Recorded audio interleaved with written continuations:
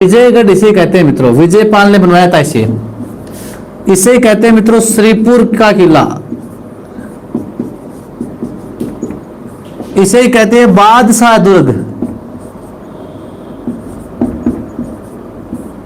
और इसे कहते हैं मित्रों सुल्तान कोट।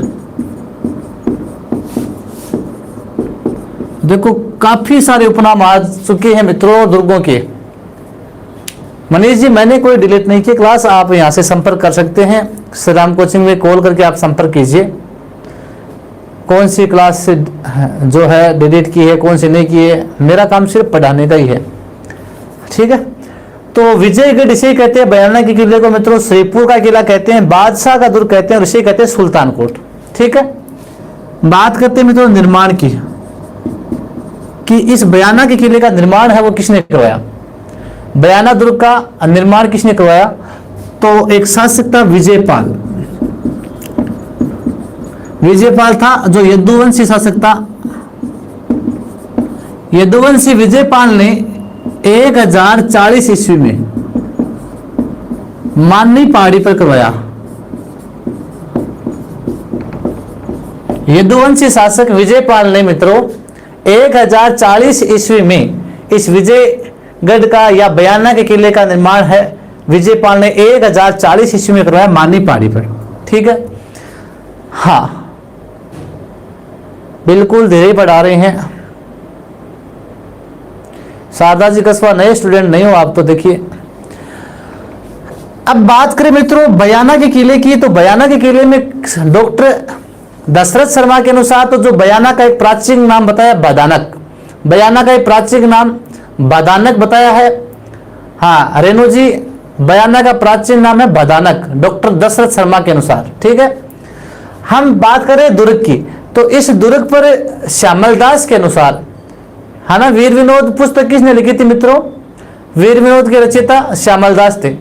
श्यामलदास के अनुसार मित्रों यहाँ पर 1046 ईस्वी में 1046 ईस्वी में मुसलमानों ने यहाँ पर अधिकार कर लिया। मुसलमानों ने आक्रमण करके इस दुर्ग पर अधिकार कर लिया और इसका नाम क्या रख दिया, बादशाह दुर्ग रख दिया। क्या रख दिया, बादशाह दुर्ग। यानी श्यामलदास के अनुसार, वीर विनोद पुस्तक किसने लिखी मित्रों, श्यामलदास ने। तो श्यामलदास के अनुसार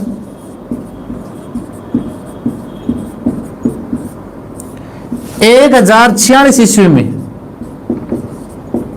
1046 ईस्वी में इस दुर्ग पर मुसलमानों ने अधिकार कर इसका नाम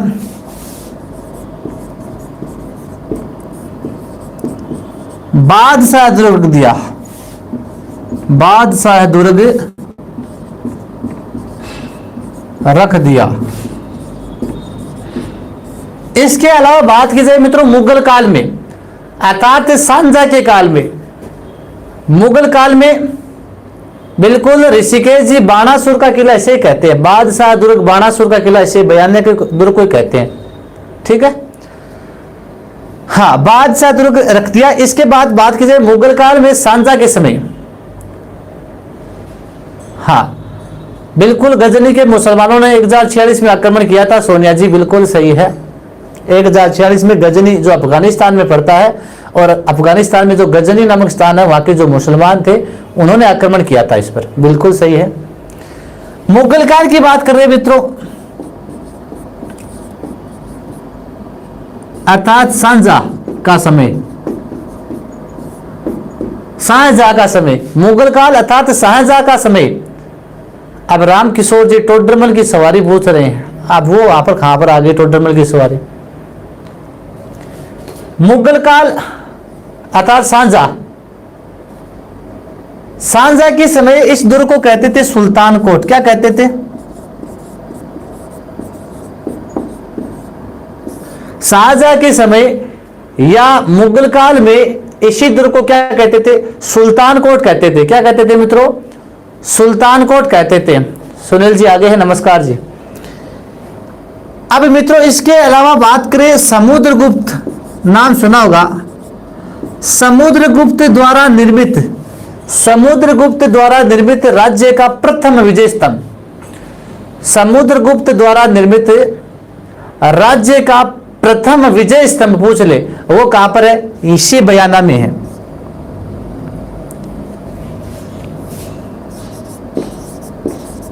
राज्य का प्रथम विजय स्तंभ वो कहां पर है? बयाना में है। कहां पर है?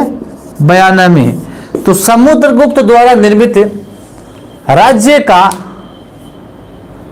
का प्रथम विजय स्तंभ, राज्य का प्रथम विजय स्तंभ है वो कहां पर है? बयाना के किले में। ठीक है, बयाना दुर्ग पढ़ रहे हैं मित्रों जो अभी आए हैं उनको एक बात बता दूं मैं, इसे कहते हैं विजयगढ़, श्रीपुर किला, बादशाह या बाणासुर का दुर्ग, सुल्तानकोट। निर्माण की बात करें तो यादववंशी विजयपाल ने 1040 ईस्वी में, 1040 ईस्वी में माननी पहाड़ी पर इसका निर्माण करवाया। श्यामलदास के अनुसार 1046 ईस्वी में दुर्ग पर गजनी के जो मुसलमान हैं उन्होंने आक्रमण किया और गजनी के मुसलमानों ने इसी दुर्ग का नाम क्या रख दिया? बादशाह का दुर्ग इसका नाम रखा गया। मुगल काल अर्थात शाहजहां के समय, मुगल काल अर्थात शाहजहां के समय इसी दुर्ग को क्या कहते थे? सुल्तानकोट कहते थे। समुद्रगुप्त द्वारा निर्मित राज्य का प्रथम विजय स्तंभ वो भी कहां पर है? बयाना में। तो लीजिए एक बार स्क्रीनशॉट।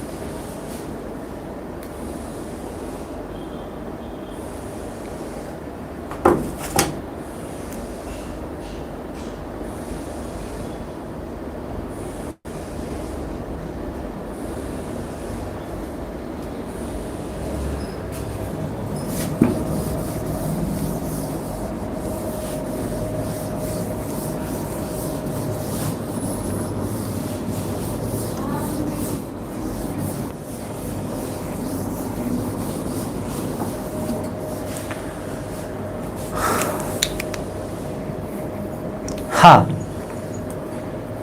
इसके बाद में बात करते हैं मित्रों, नेक्स्ट चलते हैं कि 1618 ईस्वी में, 1618 ईस्वी में जहांगीर के समय, 1618 ईस्वी में जहांगीर के समय बयाना की यात्रा किसने की थी? एक डच यात्री था, फ्रांसीसी यात्री फ्रैंको स्पेलसेट। 1618 ईस्वी में बयाना की यात्रा किसने की थी? एक डच यात्री था या फ्रांसीसी यात्री था, फ्रैंको स्पेलसेट। और फ्रैंको स्पेलसेट ने यहां पर बयाना में नील की खेती का वर्णन किया है। 1618 ईस्वी में डच यात्री फ्रैंको स्पेलसेट, फ्रैंको स्पेलसेट ने जहांगीर के समय बयाना की यात्रा की तथा यहां पर नील की खेती का वर्णन किया।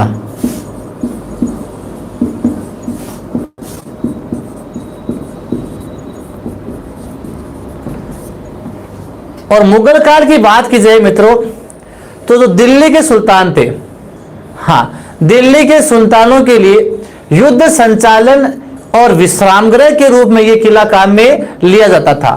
तो यह किला दिल्ली सुल्तानों के लिए,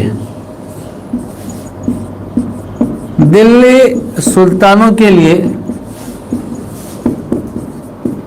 विश्राम गृह एवं युद्ध संचालन का प्रमुख केंद्र था।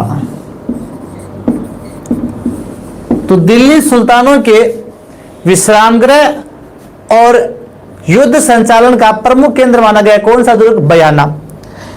इसी दुर्ग की बात की जाए मित्रों तो हुमायूं ने, इसी दुर्ग की बात की जाए तो हुमायूं ने अपने चचेरे भाई, हुमायूं ने अपने चचेरे भाई मोहम्मद जमान मिर्जा, हुमायूं ने अपने चचेरे भाई मोहम्मद जमान मिर्जा को इस दुर्ग में कैद रखा था।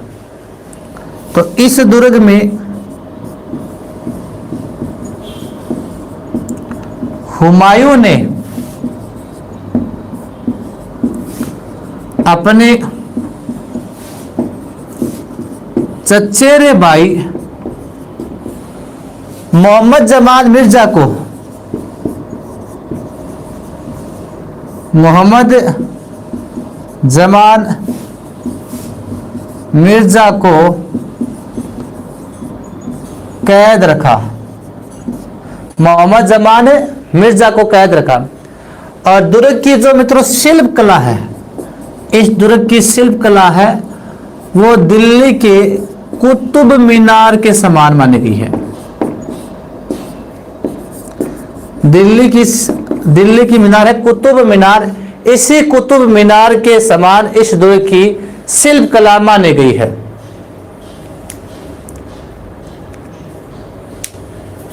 हाँ,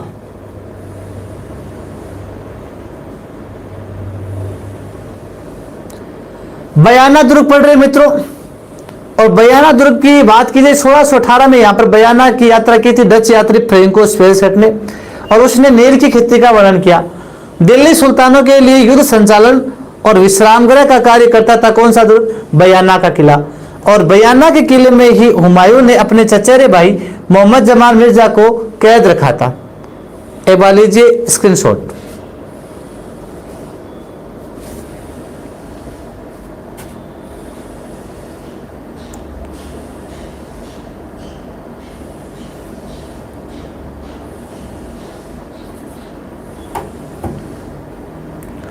नमस्कार विनोद जानी जी, विष्णु नमस्कार। अब कईयों को शादी की चिंता सता रही है। अब देव सो गए हैं, अब 4 महीने किसी की शादी नहीं होगी। हाँ जी,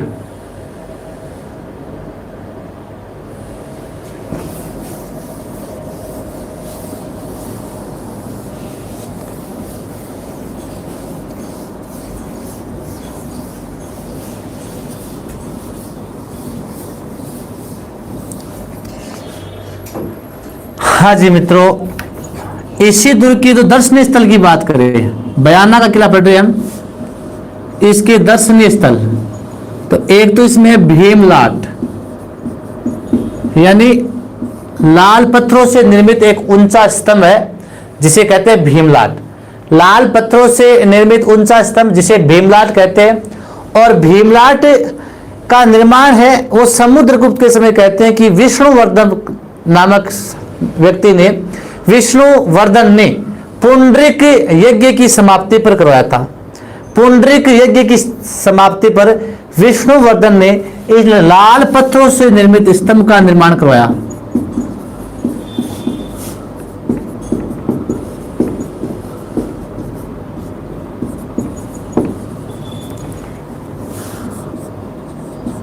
उषा मंदिर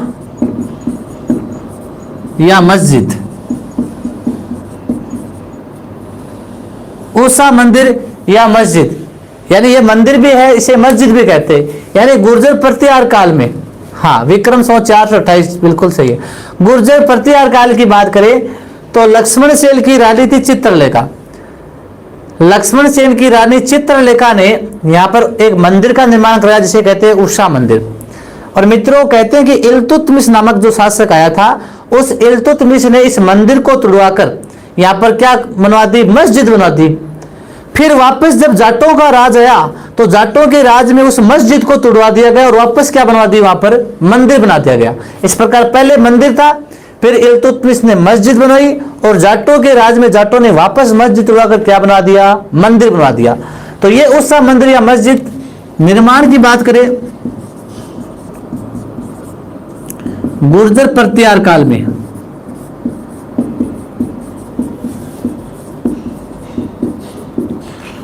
लक्ष्मण सेन की रानी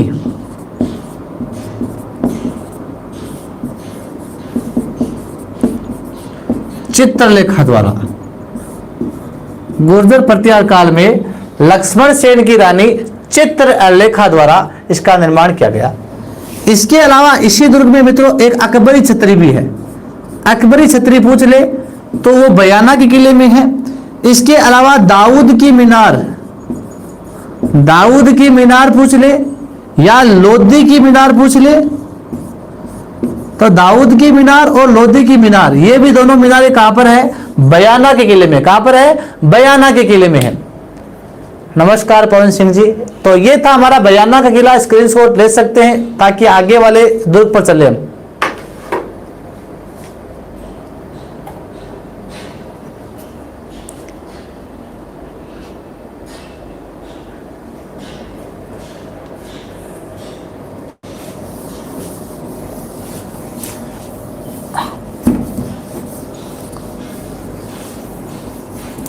नेक्स्ट जो दुर्ग है मित्रों वो है इंपॉर्टेंट दुर्ग है, वो भी जूनागढ़। कहां पर है? बीकानेर में है। धान वन व भूमि दुर्ग की श्रेणी में जूनागढ़। हाँ, इस जूनागढ़ दुर्ग के, नमस्कार विवेक सिंह जी, नमस्कार। जूनागढ़ दुर्ग है मित्रों। इस जूनागढ़, विनोद जी ये आप वहां से संपर्क करके पूछिए कौन सा वीडियो हटाया है, कौन सा जुड़ा है। मैं तो सिर्फ लाइव में कह सकता हूं, लाइव वाला आप पढ़ सकते हैं मेरे से। बाकी जो वीडियो कौन सा जोड़ा है, कौन सा हटाया है, प्लेलिस्ट वाला सिस्टम मेरे हाथ में नहीं है। वो आप टेक्निकल टीम से संपर्क करके पूछिए कि पीछे की वीडियो है या नहीं है, डिलीट कर दिए, वो मुझे नहीं पता है। ठीक है। जूनागढ़ दुर्ग कहां पर है मित्रों? बीकानेर में है। इसी दुर्ग के उपनाम है, वो इंपॉर्टेंट है भाई। इसे कहते हैं राती घाटी का किला। क्या कहते हैं? राती घाटी का किला। इसे ही कहते हैं जमीन का जेवर। जमीन का जेवर, हाँ, इसे ही कहते हैं गढ़ बीकाना। इसे ही कहते हैं बीका जी की टेकरी।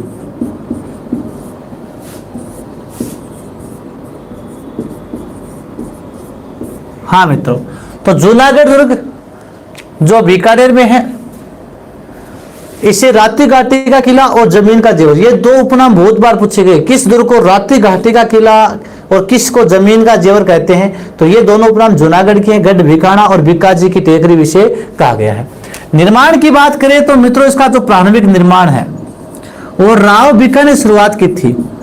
राव बीका ने 1485 ईस्वी में करणी माता के आशीर्वाद से, करणी माता के आशीर्वाद से इसका निर्माण शुरू करवाया था। आएगा पूर्ण जी शनि, सारे के सारे कथन आएंगे, बिल्कुल थोड़ा सा सबक लो आप, है ना। हाँ, राव बीका ने 1485 ईस्वी में करणी माता के आशीर्वाद से इसका निर्माण करवाया था।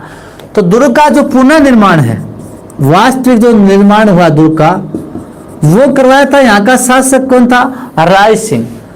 राय सिंह ने, किसने? राय सिंह द्वारा। और राय सिंह ने करवाया था 1588 से 93 के बीच। 1588 ईस्वी से 1593 ईस्वी के बीच यहाँ के राजा थे राय सिंह, और राय सिंह ने जूनागढ़ दुर्ग का पुनर्निर्माण करवाया था। ये आपको ध्यान में रखना है। और राय सिंह ने जो जूनागढ़ दुर्ग का निर्माण करवाया था मित्रों, ये जो गुजरात का जूनागढ़ दुर्ग है, गुजरात में जो जूनागढ़ है मित्रों, उस गुजरात के जूनागढ़ दुर्ग के मॉडल पर, गुजरात के जूनागढ़ दुर्ग की तर्ज पर यह दुर्ग का निर्माण करवाया गया था राय सिंह के द्वारा पुनः 1588 से 93 के बीच। और किसकी देखरेख में? इस राय सिंह का एक मंत्री था करमचंद। तो मंत्री करमचंद की देखरेख में इस दुर्ग का निर्माण हुआ। ठीक है मित्रों। हाँ, तो क्लास को लाइक कर दिया करो, शेयर भी कर दो मित्रों, शायद ताकि किसी और का भी भला हो जाए और भी जुड़ जाए। ठीक है ना।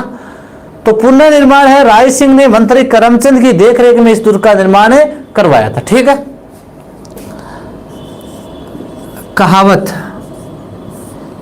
इस दुर्ग के बारे में कहावत क्या है? जूनागढ़ दुर्ग के बारे में कहावत क्या है? तो देखो मित्रों, आपको जूनागढ़ दुर्ग पूछ ले तो बीकानेर में करना आपको, ठीक है।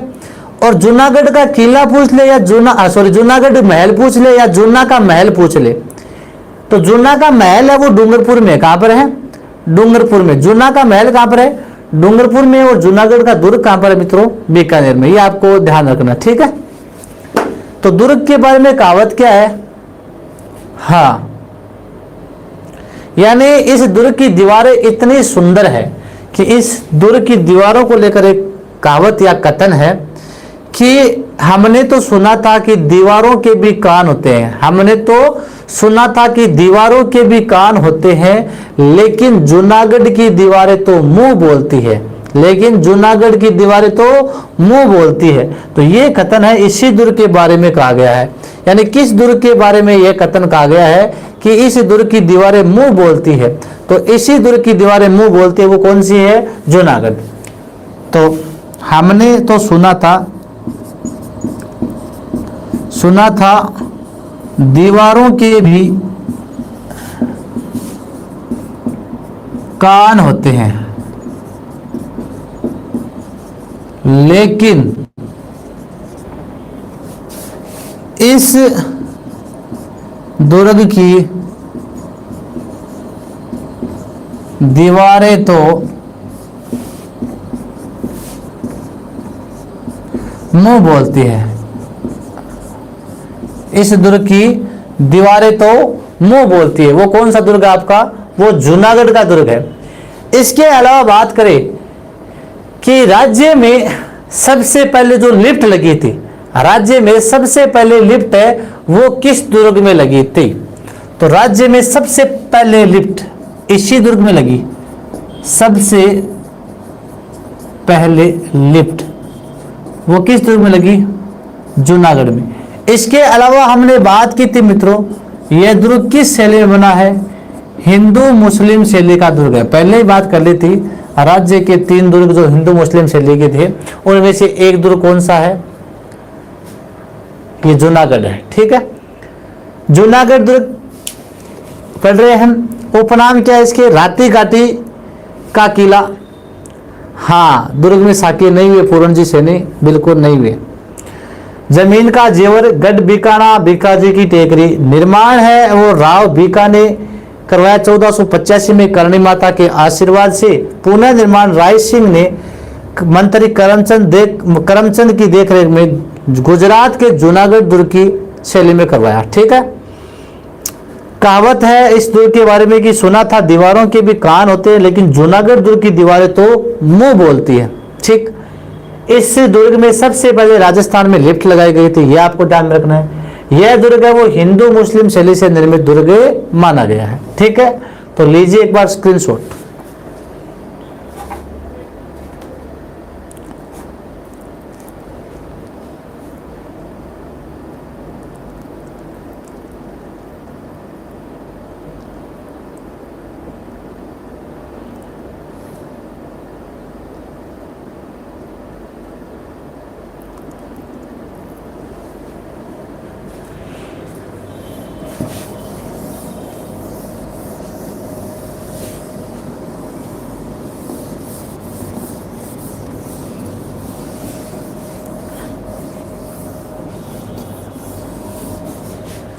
हाँ जी,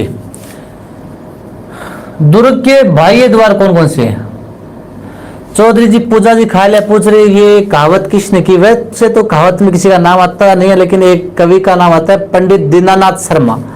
उसका नाम चलता है कि पंडित दीनानाथ शर्मा के अनुसार ये कहावत मानी गई है, ठीक है। हाँ, अब नेक्स्ट चलते हैं दुर्ग के बाह्य द्वार।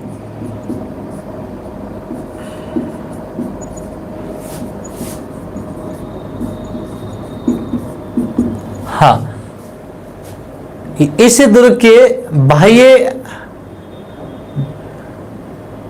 फोरन जी सिनी क्या कमेंट्स कर रहे हो? पढ़ने में थोड़ा सा ध्यान रखो। देखो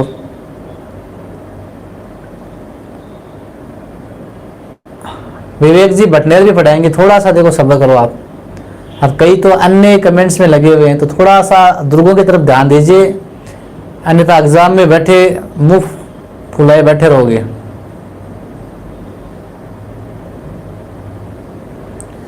राजराव जी थोड़ा सा सब्र कीजिए, इधर देखिए, ठीक है। दुर्ग के बाह्य द्वार, चांदपोल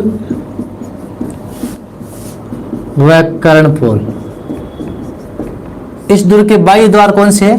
चांदपोल और कर्णपोल है, इस दुर्ग के बाह्य द्वार है।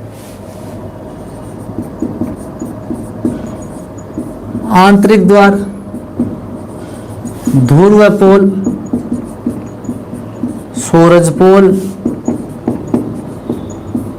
फतेहपोल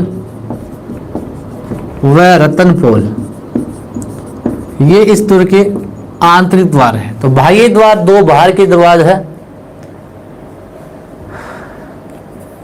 हाँ, चांदपोल और कर्णपोल। आंतरिक द्वार है ध्रुवपोल, सूरजपोल, फतेहपोल और रतनपोल, ये इस दुर्ग के आंतरिक द्वार है, ठीक है। अब जो मित्रों सूरजपोल है, इस सूरजपोल पर राय सिंह प्रशस्ति लगी हुई है। किसकी? राय सिंह प्रशस्ति लगी है। सूरजपोल के पास ही राय सिंह प्रशस्ति लगी हुई है। और सूरजपोल के पास ही मित्रों, सूरजपोल के पास ही ध्यान रखना, जयमल राठौड़ और पत्ता सिसोदिया, जयमल राठौड़ और पत्ता सिसोदिया है। हाँ, इनकी गजारूढ़ प्रतिमा, हाथियों पर सवार प्रतिमा है, वो लगी हुई है। और फ्रांसीसी यात्री बर्नियर के अनुसार औरंगजेब ने इन मूर्तियों को बाद में तुड़वा दिया था, ठीक है। तो सूरजपोल के पास ही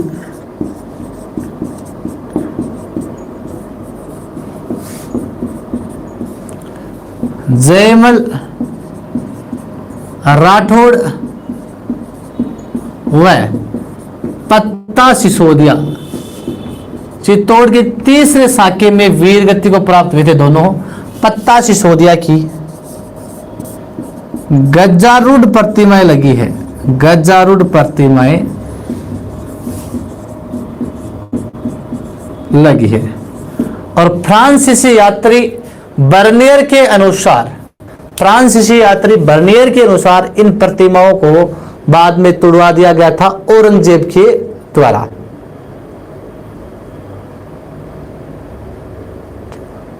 ठीक है।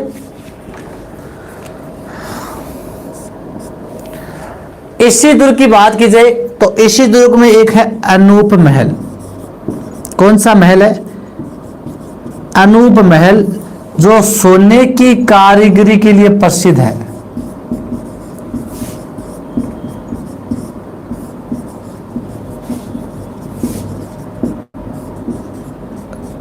तो इस दुर्ग का जो अनूप महल है मित्रों, वो सोने की कारीगरी के लिए प्रसिद्ध है। अनूप महल है वो सोने की कारीगरी के लिए प्रसिद्ध है। बीकानेर के राजाओं का राज तिलक भी इसी दुर्ग में होता था।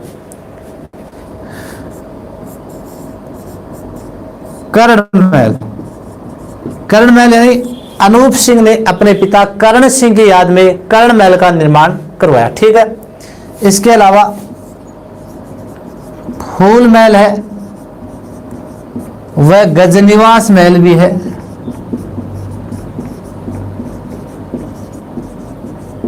इसके अलावा आगे देखेंगे, पहले इतना देखिए, दुर्ग के बाह्य द्वार और ये आंतरिक द्वार। सूरजपोल पर राय सिंह प्रशस्ति लगी है और सूरजपोल के पास जयमल राठौड़ और पत्ता सिसोदिया की गजारूढ़ प्रतिमाएं लगी है। अनूप महल सोने की कारीगरी के लिए प्रसिद्ध है और कर्ण महल भी यहाँ पर है। अनूप सिंह ने अपने पिता कर्ण सिंह की याद में करवाया। फूल महल व गजनिवास महल। इनके अलावा एक आता है लालगढ़ पैलेस। लालगढ़ पैलेस, इसका निर्माण किसने करवाया था? गंगा सिंह ने। गंगा सिंह ने अपने पिता लाल सिंह की याद में, गंगा सिंह ने अपने पिता लाल सिंह की याद में जो लाल पत्थरों से जिसका निर्माण करवाया था उसे लालगढ़ पैलेस कहते हैं। यह भी बीकानेर में। तो एक बार इसका स्क्रीनशॉट लीजिए मित्रों।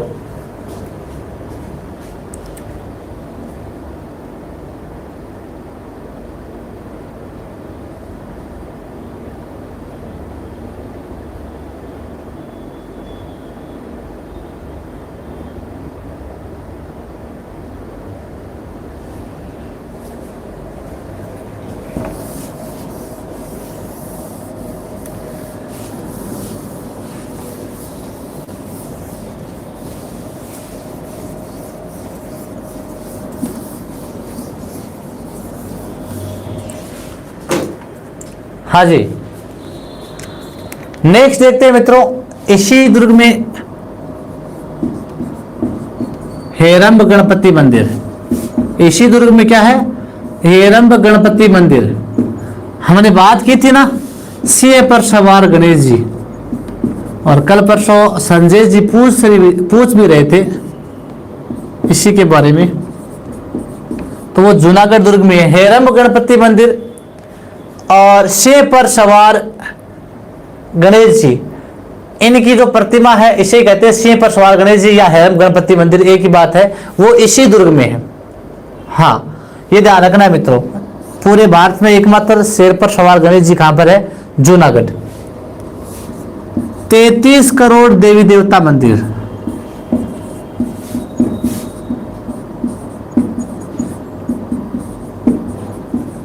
तैतीस करोड़ देवी देवता का जो मंदिर है वो कहां पर है मित्रों? वो भी जूनागढ़ में। 33 करोड़ देवी देवता का मंदिर कहां पर है? जूनागढ़ में। और मित्रों 33 करोड़ देवी देवताओं की साल पूछ ले, साल बोलते कमरे को, तो 33 करोड़ देवी देवताओं की साल है वो कहां पर है? 33 करोड़ देवी देवताओं की साल वो है जोधपुर में। कहां पर है? 33 करोड़ देवी देवताओं की साल कहां पर है? जोधपुर में। ठीक है, हाँ बिल्कुल सही है। चौखिलाव महल वो जोधपुर में, बिल्कुल सही है। इसके अलावा सूरसागर झील, सूरसागर झील इसका निर्माण करवाया था सूर सिंह ने। सूरसागर झील का निर्माण किसने करवाया था? सूर सिंह ने करवाया था मित्रों। और इसी झील में वसुंधरा राज्य सिंधिया ने, किसने? वसुंधरा राज्य सिंधिया ने 15 अगस्त 2008 में नौकायान का उद्घाटन किया। नाव चलाने का, नौकायान का उद्घाटन किया। ठीक है, सूरसागर झील जिसका निर्माण सूर सिंह ने करवाया था, और इस झील में वसुंधरा राज्य सिंधिया ने 15 अगस्त 2008 को नौकायान का उद्घाटन किया। ठीक है, इसके बाद में यह दुर्ग है मथेरना कला, वह उस्ता कला के लिए प्रसिद्ध है। हमने हस्तकला में पढ़ा था ना, मथेरना कला पौराणिक देवी देवताओं से संबंधित भित्ति चित्रों का निर्माण करना, उस्ता कला ऊंट की खाल पर चित्रांकन, तो ये दोनों है इसी दुर्ग से संबंधित है।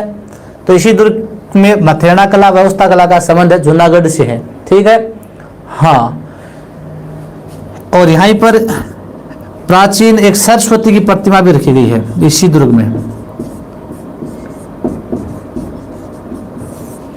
तो ये है जूनागढ़ दुर्ग, हेरंब गणपति मंदिर है, 33 करोड़ देवी देवता मंदिर, सूरसागर झील और मथेरना कला उस्ता कला के लिए प्रसिद्ध माना जाता है। सरस्वती की प्राचीन प्रतिमा रखी गई है। ठीक है, तो एक बार लीजिए इसका स्क्रीनशॉट।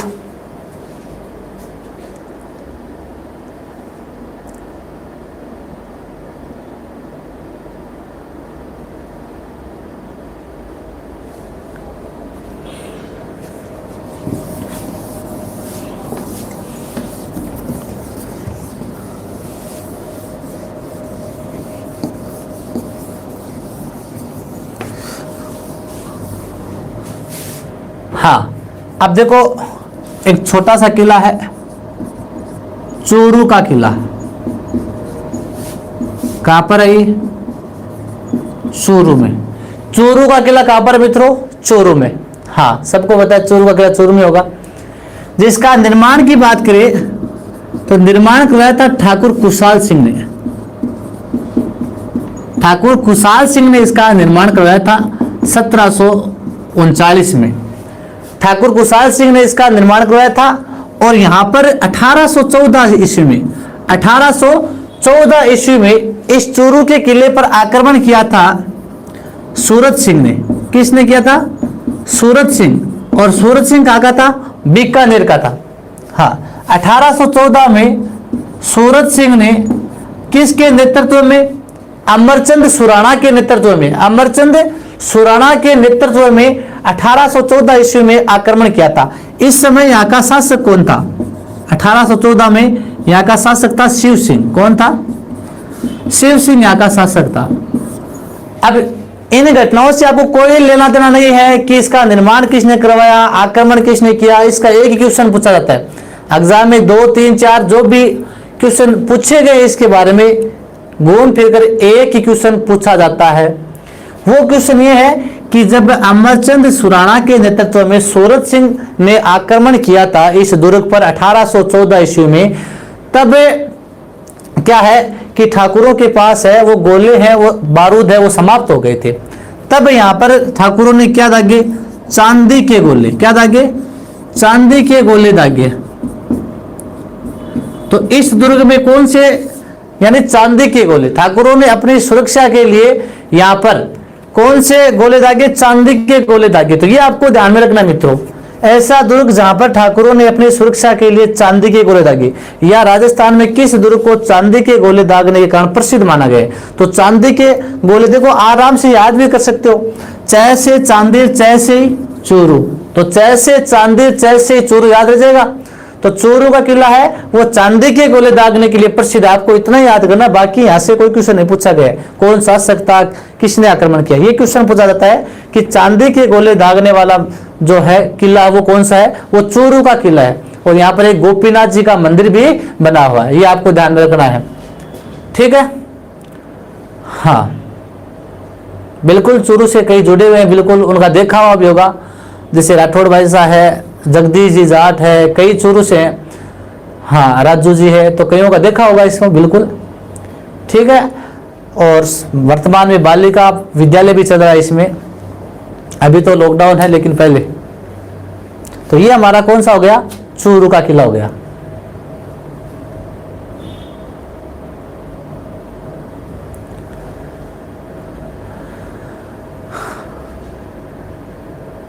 रेणु जी शर्मा बोले चूरू 26 किलोमीटर दूर है। चलिए कोई बात नहीं।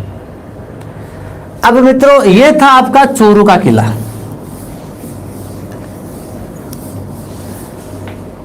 तो आज की बात करें मित्रों, तो आज हमने मुख्यतः देखो बयाना का किला पढ़ा एक तो, हाँ बिल्कुल धौलपुर वाला भी पढ़ेंगे, बिल्कुल भाई पढ़ेंगे, विवेक से ऐसी बात नहीं है, धौलपुर का भी आ जाएगा।